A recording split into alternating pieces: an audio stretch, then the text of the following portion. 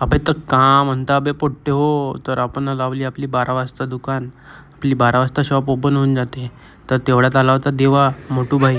तर तो त्या काकाला पाहून का बडबड करत होता तर माहीत नाही. तो काका सिगरेट पेत होता आणि हा इकडं बडबड करत होता फोनवर.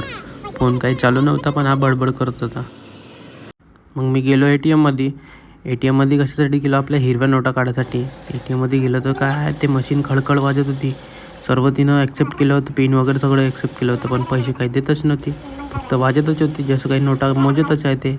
पण तिनं काही पैसे दिले नाही ATMला. मग गेलो आपण कुठं दुसऱ्या ATMमध्ये. दुसऱ्या ATMमध्ये जाताबरोबर तिथं पिन वगैरे टाकताबरोबर तिथं पैसे मिळाले. दुसऱ्यांदा पण काढले आपण, कारण आपल्याला होती गरज पैशाची. आणि हे बारीक अडी झाली रोज येते माझ्या शॉपमध्ये. 10-10 रुपयाची लस्सी पिऊन जाते रोज.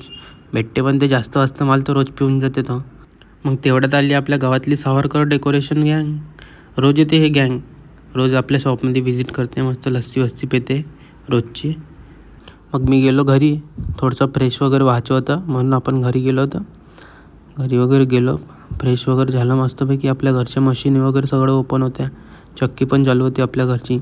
मग फ्रेश वगैरे होऊन आपला घेतला इन्व्हर्टर म्हणजे लाईटिंगसाठी लागते ना आपल्या दुकानासाठी.